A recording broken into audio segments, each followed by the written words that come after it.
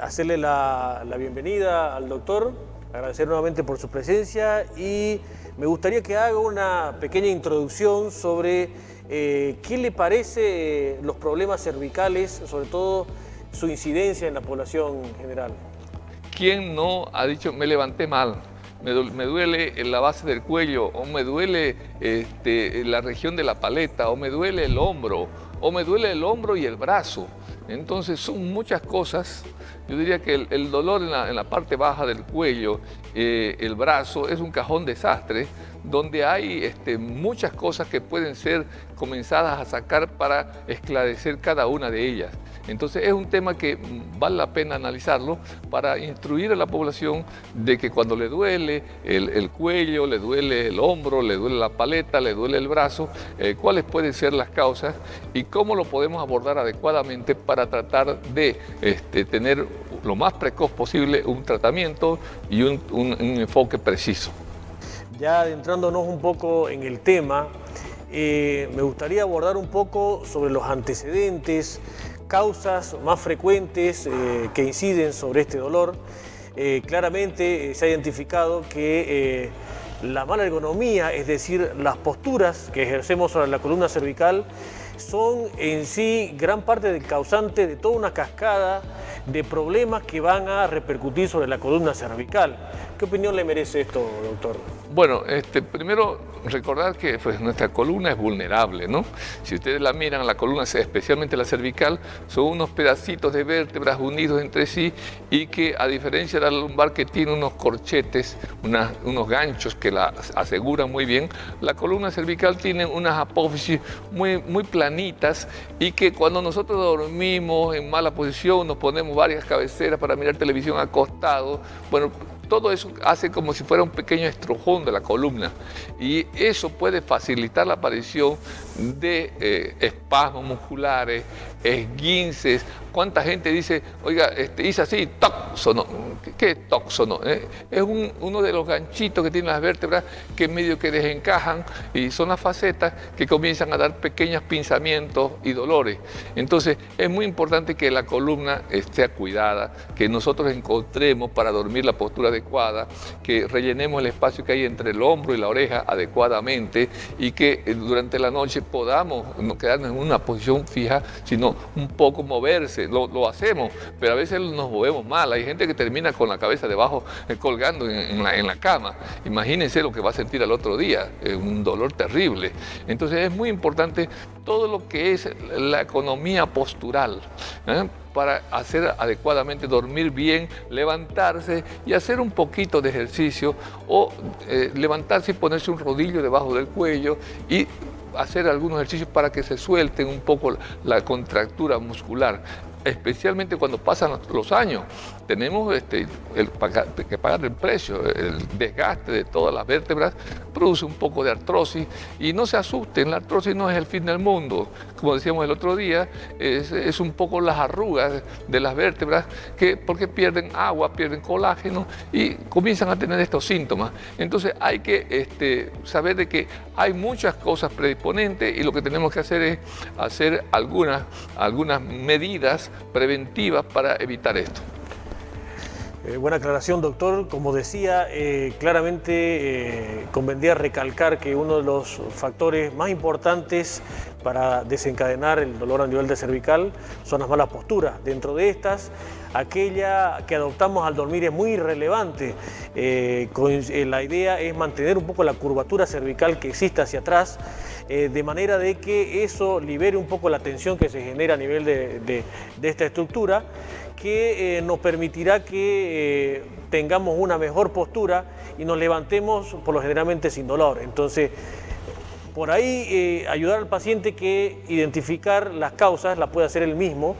Si el paciente se levanta con dolor de columna, claramente hay una clara mala posición al dormir. Entonces, el paciente nos puede ayudar mucho refiriéndonos en qué momento comienza a aparecer el dolor.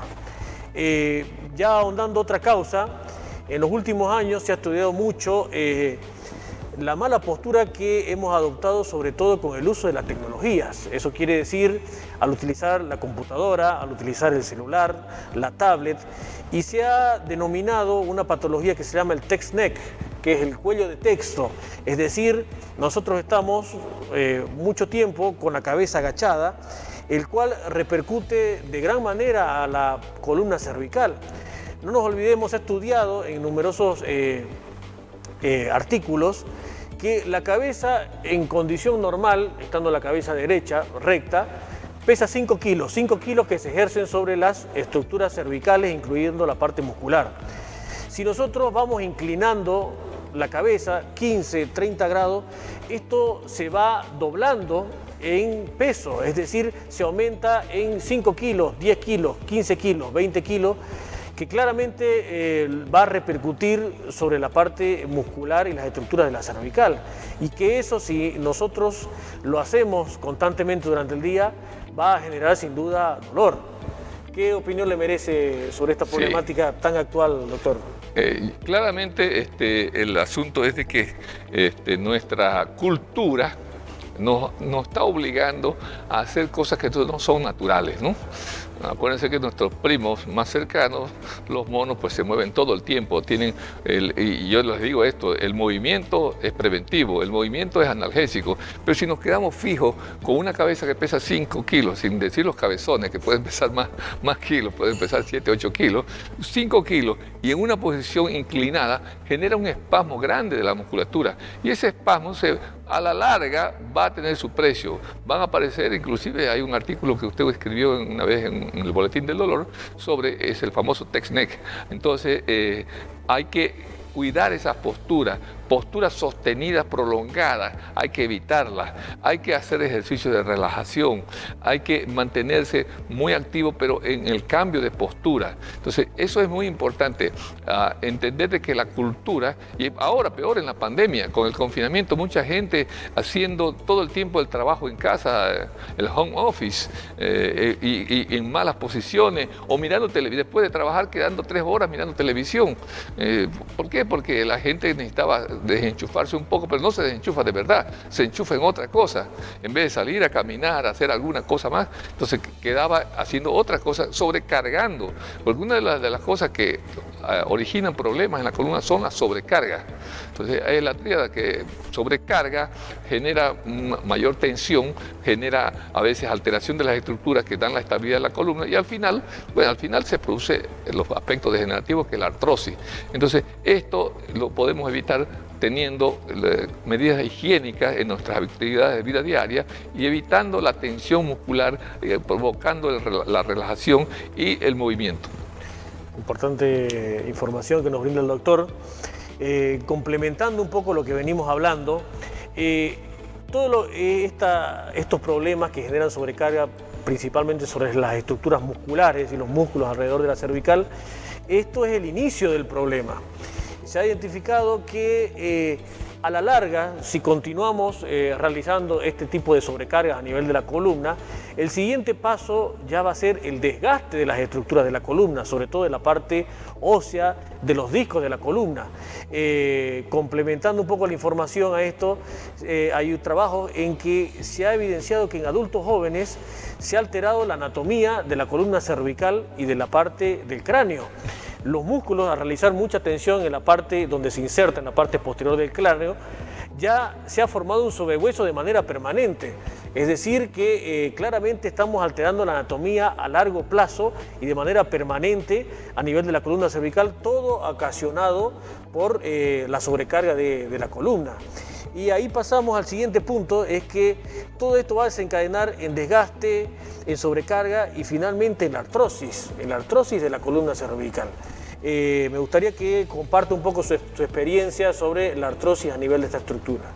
Bueno, antes de eso, comenzar que a mí me llegan muchos pacientes con dolor en el cuello y ya me vienen con una radiografía, y la radiografía muestra rectificación de la columna cervical. Ese es un reflejo de la tensión muscular que ha abolido la curvatura fisiológica normal, porque todo el movimiento de la columna es amortiguado por las curvas de la columna. Teniendo la rectificación van a aparecer sobrecarga en ciertas estructuras, especialmente en la faceta. Así que la artrosis comienza generalmente por la faceta, que es el que soporta gran parte el direccionamiento y el peso de la estructura cuando se giran. ustedes acuérdense cuando ven una camioneta que viene de La Guardia cargada de naranja, pues la parte de atrás siempre viene sobrecargada. Y eso pasa con la faceta. Entonces, la artrosis comienza por la sobrecarga. Si nosotros no, naturalmente tenemos la gravedad que intenta aplastar nuestro cuerpo, pero para eso tenemos los músculos que intentan sostener el cuerpo.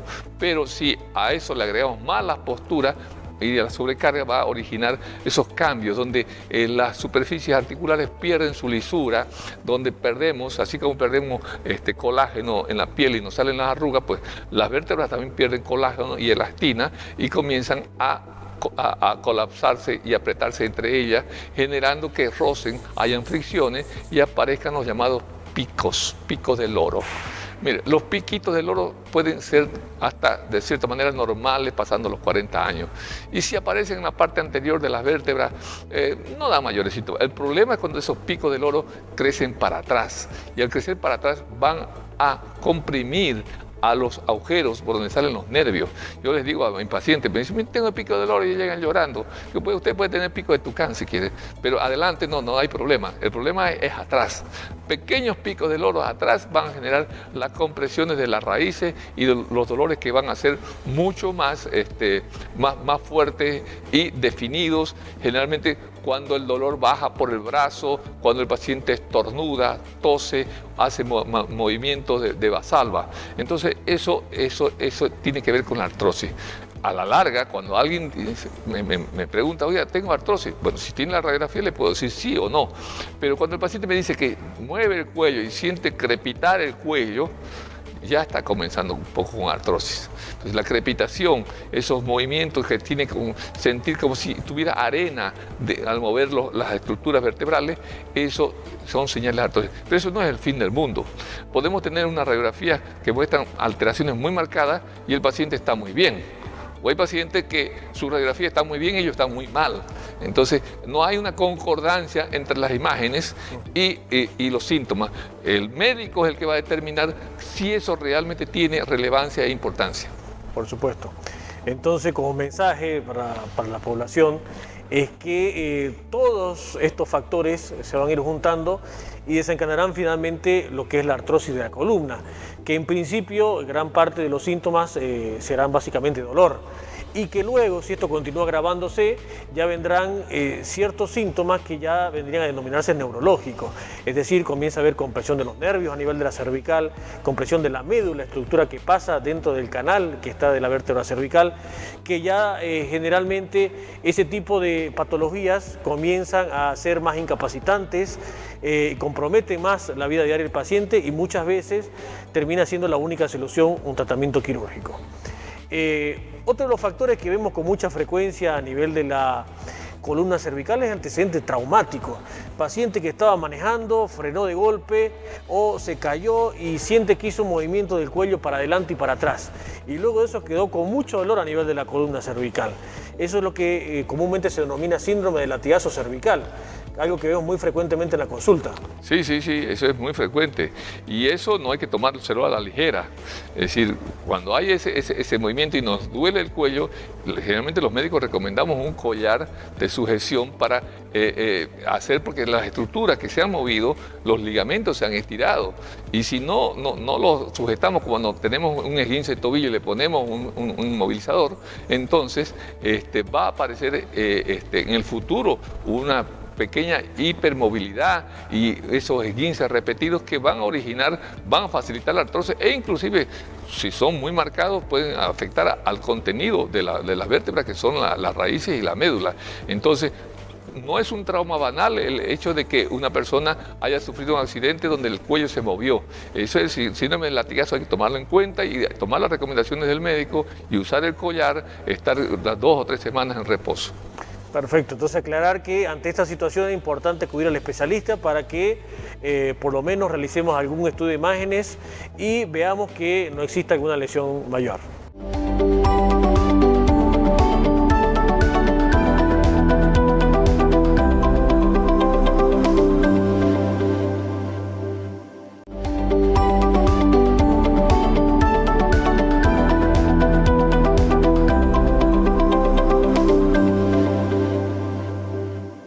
Bueno, explicado en el anterior segmento todo lo que vendrían a ser los antecedentes, causas que nos llevan a tener dolor cervical.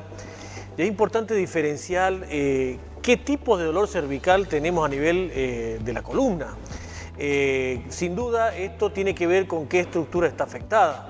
Tenemos el dolor cervical axial, que afecta sobre todo a las estructuras músculo-ligamentarias que están alrededor de la columna. Tenemos el dolor de la faceta, que es la estructura que da el movimiento a nivel de la columna.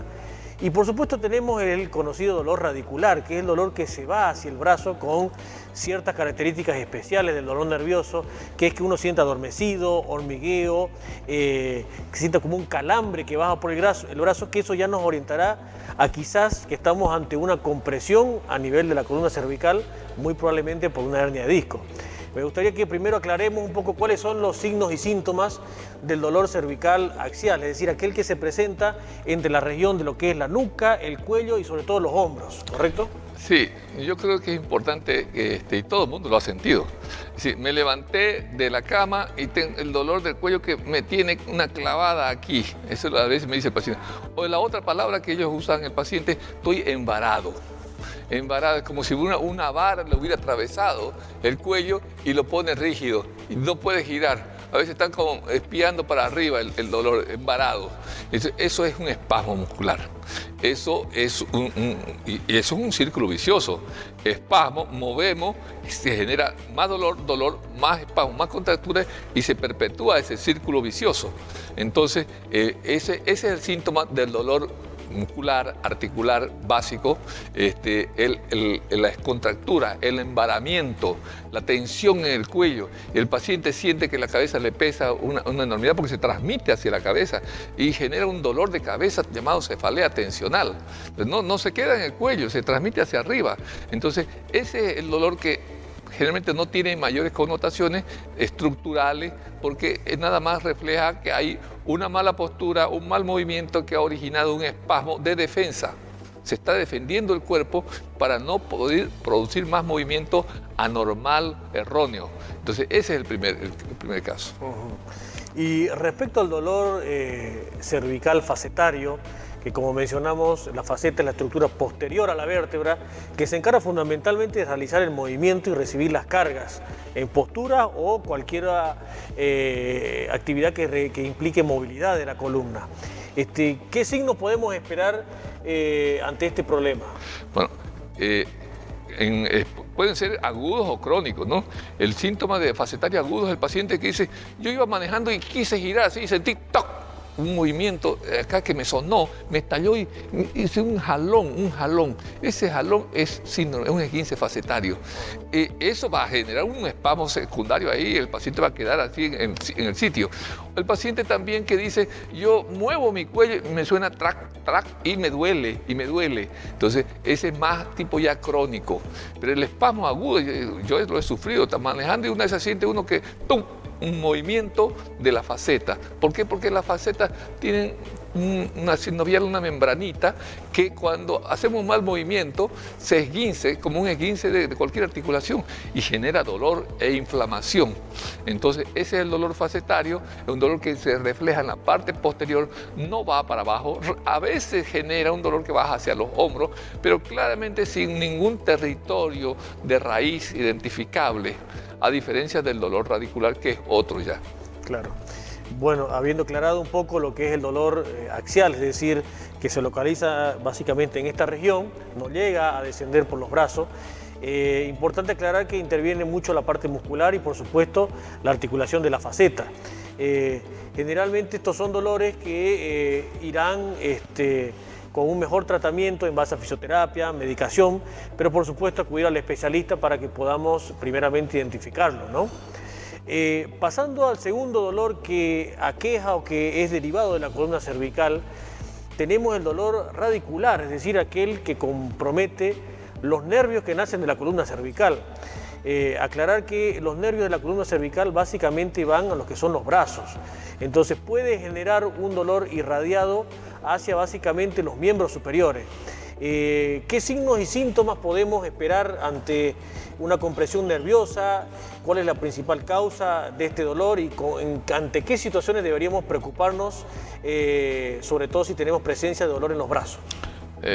Bueno, este es un cuadro totalmente claro, fácil de identificar y además el que lo tiene no se lo va a olvidar nunca, ¿no? Es un dolor que generalmente baja por el brazo. A veces el paciente dice, me duele por dentro del brazo, me duele el músculo, el hueso, y un dolor que cambia de lugar. A veces me duele por abajo, otras veces más para arriba, pero es un dolor longitudinal que sigue el trayecto del nervio, acentuándose en diferentes regiones según el caso.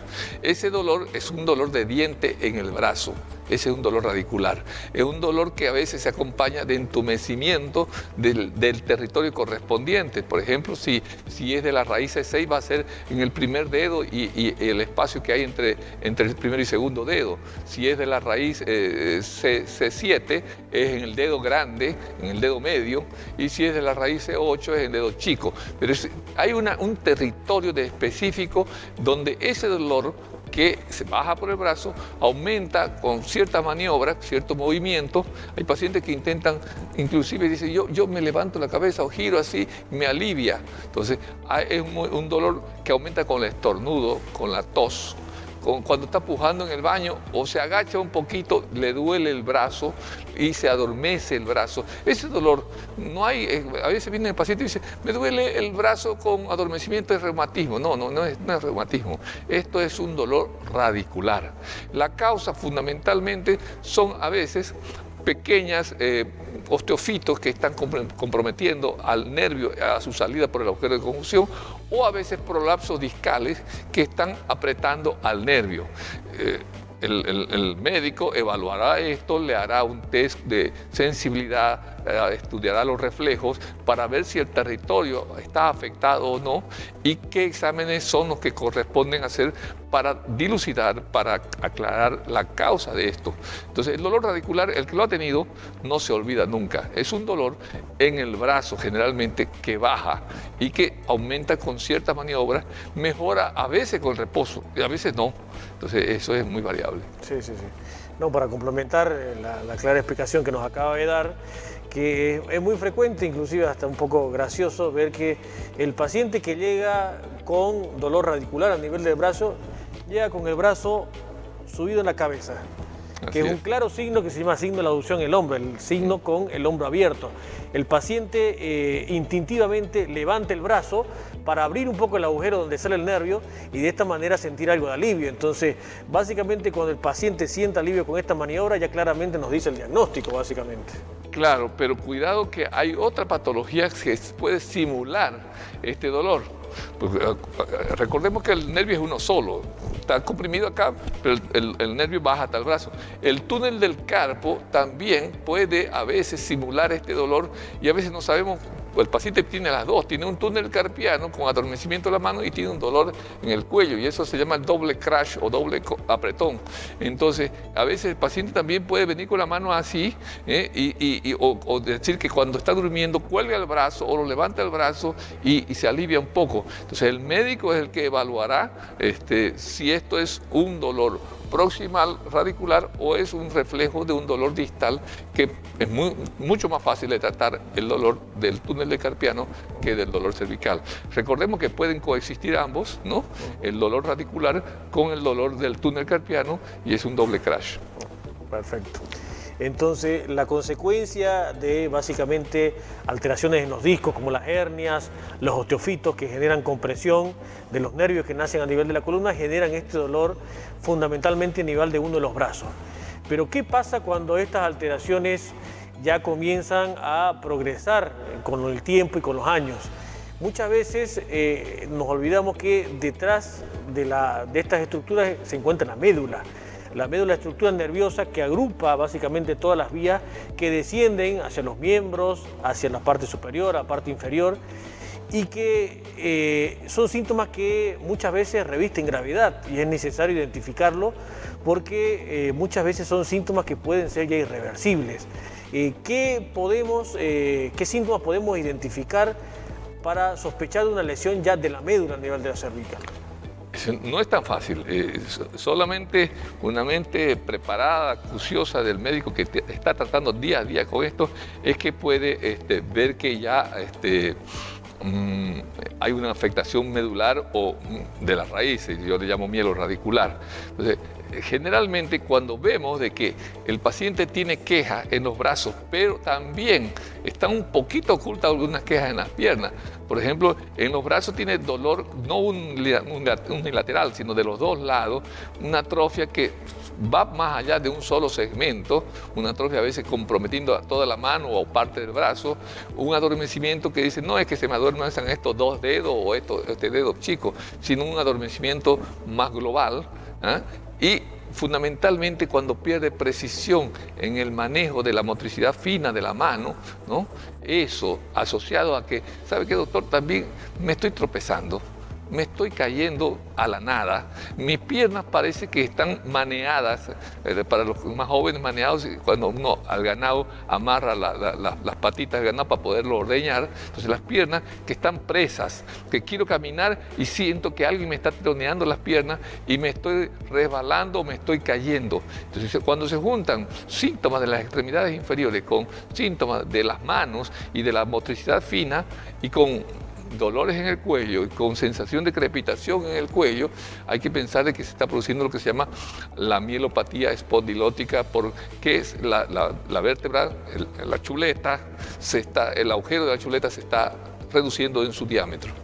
Entonces es importante aclarar y que quede como mensaje de que ante esas situaciones en las cuales claramente el dolor ya no solamente se localiza en los brazos, cuando comenzamos a tener síntomas que básicamente interfieran la fuerza, tanto en las piernas como en los brazos, ya quizás estamos ante una situación de lesión medular y que esa es una clara indicación para consultar a un especialista y por supuesto evaluar la situación y cuanto antes indicar un tratamiento, porque si no se llega a un correcto diagnóstico existe una gran posibilidad de secuelas a este nivel de la columna, ¿correcto? Claro, ahí teniendo todos estos elementos de juicio, la gran pregunta es, y que en otro segmento la podemos desarrollar, es ¿qué debo hacer? ¿Cuándo debo preocuparme por estos síntomas y qué debo hacer para tratar de encontrar una solución al mismo? Estos ejercicios van destinados a estirar tu musculatura, a aumentar la movilidad cervical y a mejorar tu postura. Vamos a ver los 5 ejercicios. Ejercicio número 1, estiramiento de trapecio y musculatura extensora cervical. En este ejercicio tenemos que colocar una de las manos en la espalda con la finalidad de que este hombro se quede abajo. Con la otra mano cogeremos la cabeza y nos llevaremos la oreja en dirección del hombro. Buscamos una posición en la que notemos estiramiento y mantenemos durante unos 20-30 segundos. A continuación podemos cambiar un poquito la posición de nuestra cabeza, bajándola un poquito hacia adelante y rotando un poquito la barbilla. De esta manera nos aseguramos también estirar un poquito más la parte posterior de la musculatura. De igual modo mantendremos esta posición durante 20-30 segundos y de manera lenta y pasiva ayudándome de la manita, volveré a colocar la cabeza en la posición de inicio. Ejercicio número 2, ejercicio de movilización cervical. En este ejercicio buscamos aumentar la movilidad de nuestra columna. Para ello vamos a ayudarnos de los ojos. Existe un reflejo que relaciona la movilidad ocular con la movilidad del cuello. Para ello lo que haremos es girar de manera lenta la cabeza a ambos lados. Lo primero que haremos es ir con la vista. Intentaremos mirar hacia la derecha y a continuación nuestra cabeza irá iniciando ese movimiento. Giraremos lo máximo que podamos de manera lenta y a continuación nuestros ojos irán hacia la izquierda y la cabeza seguirá este movimiento girando lo máximo que podamos hacia la izquierda. Para volver al medio, primero vuelven los ojos en dirección derecha y a continuación la cabeza. Realizamos este ejercicio 10 veces de manera lenta a cada uno de los lados. A continuación, realizaremos este mismo ejercicio en posición de flexión-extensión. Para ello, en primer lugar, nuestra vista irá en dirección de los pies y a continuación, de manera lenta, bajaremos nuestra cabeza. Una vez hayamos llegado al máximo, Iniciaremos el movimiento de regreso con la vista hacia arriba y a continuación con nuestra cabeza. Ejercicio número 3. Ejercicio de movilización anteroposterior del cuello. Este ejercicio tiene como finalidad ayudarnos a corregir la posición adelantada de la cabeza que tenemos con mucha frecuencia.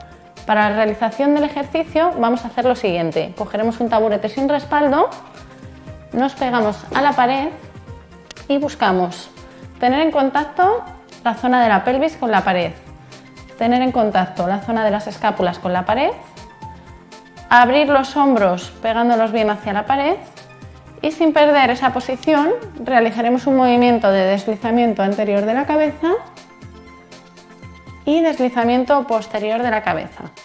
Es importante que al realizar el movimiento de deslizamiento posterior no elevemos la barbilla en ningún momento. Repetimos, realizamos deslizamiento hacia adelante y manteniendo la mirada al frente, deslizamiento hacia atrás.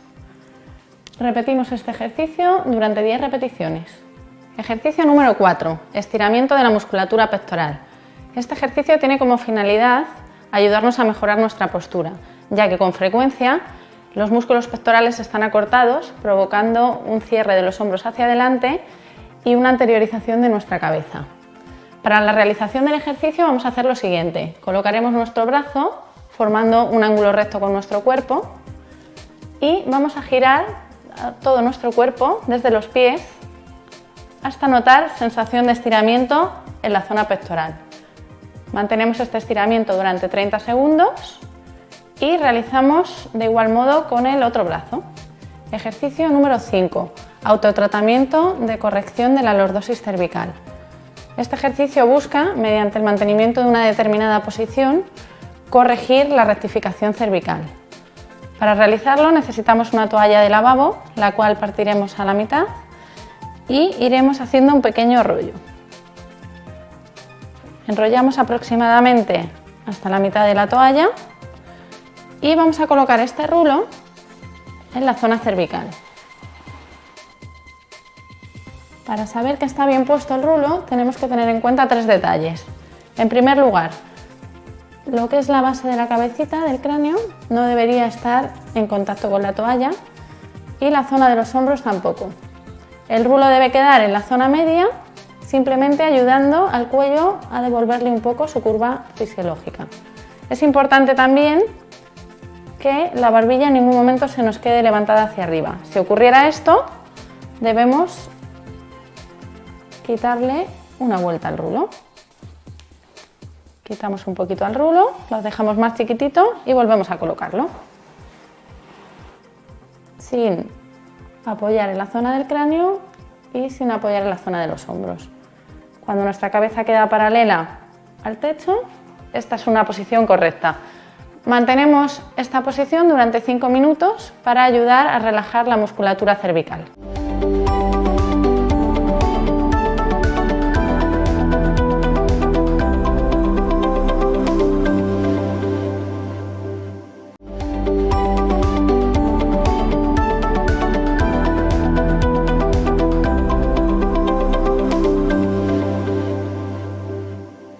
Bueno, para finalizar en el último bloque, me gustaría que conversemos un poco de qué patologías a veces simulan o parecerían ser dolor cervical, pero que muchas veces terminan siendo otra cosa, básicamente. Es muy frecuentemente que los dolores cervicales irradien hacia el hombro o los dolores radiculares por compresión nerviosa inclusive pasen o generen un dolor detrás del hombro, detrás de la escápula, que es bastante frecuente.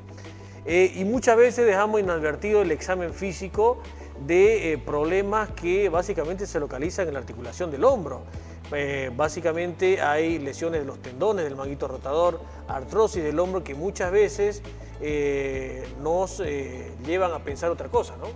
Sí, como decía al inicio de la charla, mi madre era modista, así que yo aprendí eso. El cajón del sastre tiene todo. Usted abre un cajón de sastre y va a encontrar de todo. La clave es saber dónde está cada una de estas cosas. Entonces, el dolor en la región baja del cuello y el hombro pueden ser muchas cosas. Y peor todavía si el paciente es pusilánime, esos que magnifican las cosas, dice, me duele todo, y sé que me duele la mitad. A veces eso no es posible, ¿no? Son raras excepciones, entonces hay que diferenciar. Y un examen clínico tocando la musculatura cervical, no, es un espasmo cervical, no, le duele el brazo, entonces si le duele el brazo haremos el examen de la sensibilidad para ver si corresponde a un territorio de la raíz. Los reflejos nos van a ayudar a determinar eso.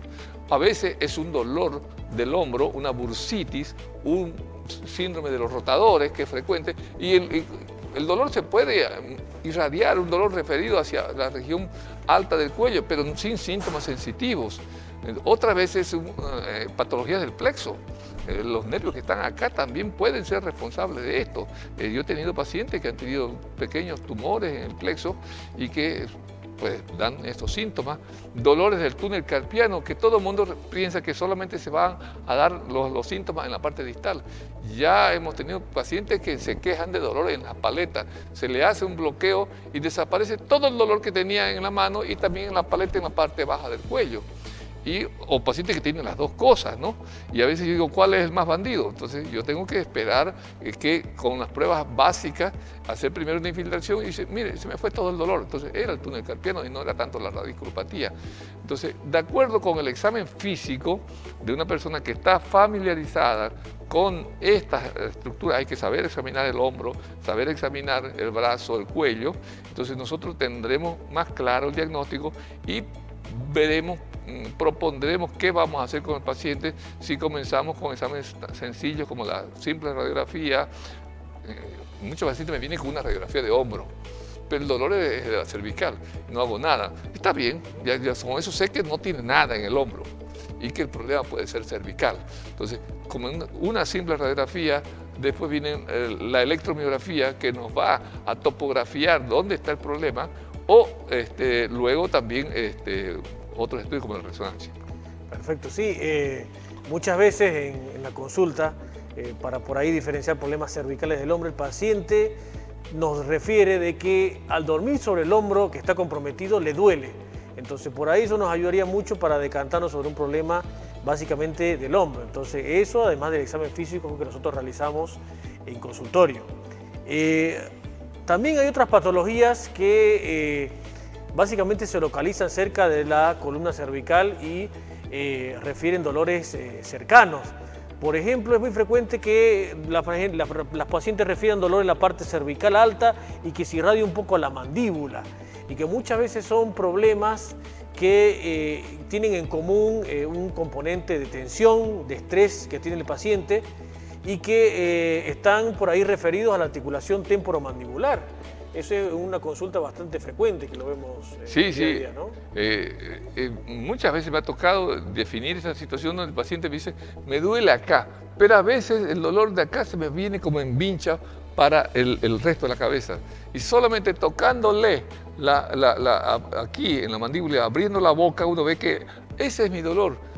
Toca el cóndilo del maxilar y el paciente abre la boca y al abrir la boca le duele todo. Entonces, eso define. Lo mandamos al dentista que le haga una placa de relajación, que le hagan el trabajo ortético de ahí, de la región de la boca, y se acabó el problema. Entonces, es muy importante tener en mente todas estas posibilidades.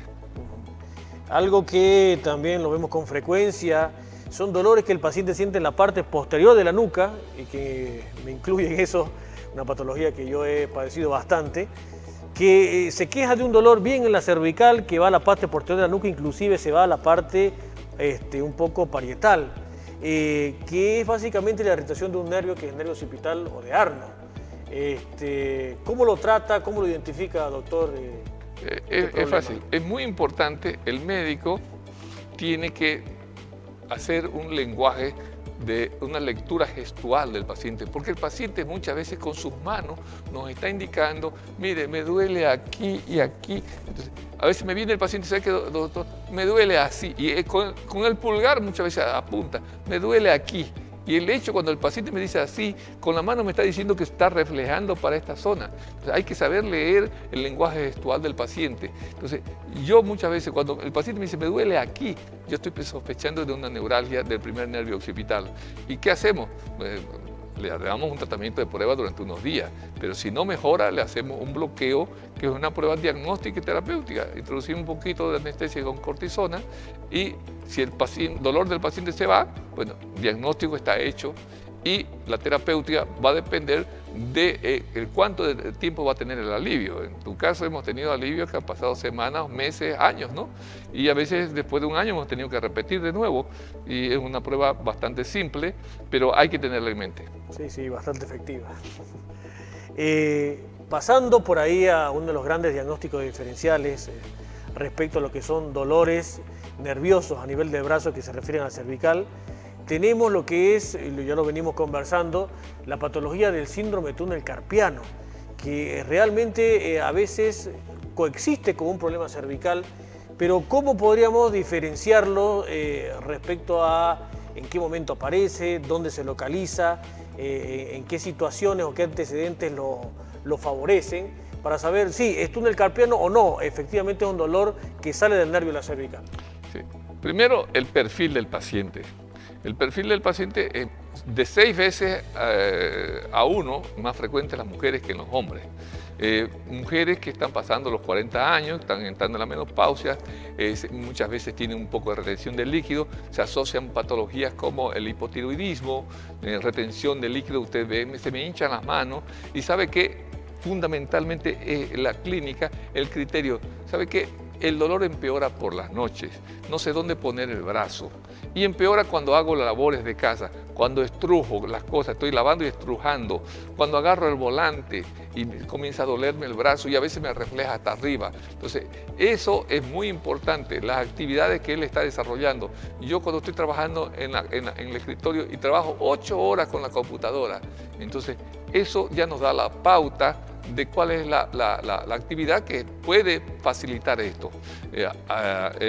Y además, una prueba simple, hacer la sensibilidad de estos dedos, de los dedos primeros, y si están adormecidos estos dedos y los otros dedos no están adormecidos, especialmente el dedo chico, es muy probable que sea el túnel carpiano. Y además hacemos otra pruebita, golpeamos sobre el puño y si el paciente siente una corriente eléctrica muy fuerte que le está molestando, eso es el señal de Tinel, nos indica que hay un foco de compresión del nervio y que probablemente tenemos que focalizarnos en esto. Pero el examen de preferencia y el que sella el diagnóstico es la electromiografía, que nos va a decir si hay un atraso del nervio en la conducción en su segmento distal y que a nivel del túnel carpiano se ha producido una compresión. Y entonces ahí hacemos las pruebas, la infiltración igual que en el Arno, que es una prueba diagnóstica y terapéutica y nos va a permitir descartar la misma y pensar en otra patología antes que pensar en problemas cervicales. Entonces, ya pasando un poco a lo que serían las pruebas para diagnosticar estos dolores, claramente el doctor nos habla de la utilidad de la electromiografía, estudio que evalúa la conducción nerviosa, entonces nos ayudará a identificar dónde está localizado el dolor o la compresión nerviosa, es decir, si es a nivel de la muñeca, si efectivamente es a nivel de cervical o ambas están comprometidas. Entonces, es un estudio que realizamos en Sendor y que es de gran valía para sobre todo diferenciar los problemas nerviosos, inclusive cuando hay compresión medular, ¿no? Claro, claro. Es un examen muy localizador y nos va a decir si se trata de un problema de la raíz, del plexo, del tronco nervioso o de un problema muy distal. Entonces es un problema y nos va a decir el grado, si es leve, moderado o severo. Y además es un examen que se puede hacer en el tiempo porque los síntomas pueden variar y no podemos hacer resonancia cada mes. Una electromiografía podemos hacerla cada 2 meses, cada 3 meses y ver si está evolucionando el problema del nervio o de la raíz. Es un examen que se puede hacer un seguimiento evolutivo y relativamente el costo comparando con una resonancia es mucho menor y es un examen muy vivo en el tiempo evolutivo. Sí, importante aclaración. Por ahí complementando un poco con los otros estudios que vendrían a ser los estudios de imágenes, efectivamente tenemos la resonancia, que es por ahí el estudio más complejo para estudiar las estructuras de la columna. Ahí podemos ver si efectivamente hay alguna compresión nerviosa, ocasionada ya sea por una hernia de disco, una estrechez del canal, vemos que la médula está comprometida, si ya tiene algunos signos de sufrimiento, entonces la resonancia es por ahí el estudio más completo para identificar los problemas de la cervical. Pero claramente podemos arrancar por la radiografía y ahí eso podemos identificar lo que mencionaba el doctor, lo que son los picos del oro y los cambios degenerativos. Sí, sí, claro. Acordémonos que hasta hace poco, hasta hace unos 30 años solamente teníamos radiografía y lo demás lo deducíamos, ¿no? Y máximo que teníamos después de una radiografía era inyectar líquido de contraste en la médula espinal para ver si habían cambios en el formato de las estructuras de los nervios, que era la mielografía.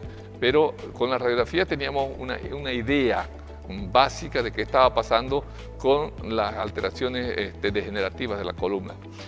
Luego la resonancia vino pues, a darnos una luz más grande, mostrándonos las estructuras blandas, como es el disco, como son las raíces, ¿no? Y las estructuras de la médula espinal.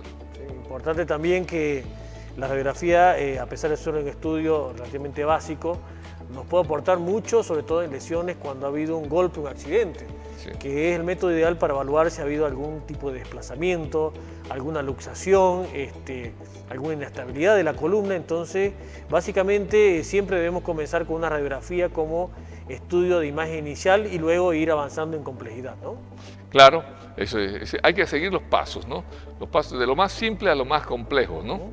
Entonces, esto nos va a permitir tener seguridad y buscar una concordancia. Tiene que concordar, como armar un rompecabezas entre los síntomas, los hallazgos físicos, la radiografía, los hallazgos de la electromiografía que muestran la actividad nerviosa y finalmente ver si las estructuras estas están afectadas y en qué grado por una resonancia. Entonces es buscando que todo ese abanico de opciones puedan ser hechas de manera secuencial y no al tuntún, ¿no? Sino de manera secuencial para avanzar en una investigación. Perfecto.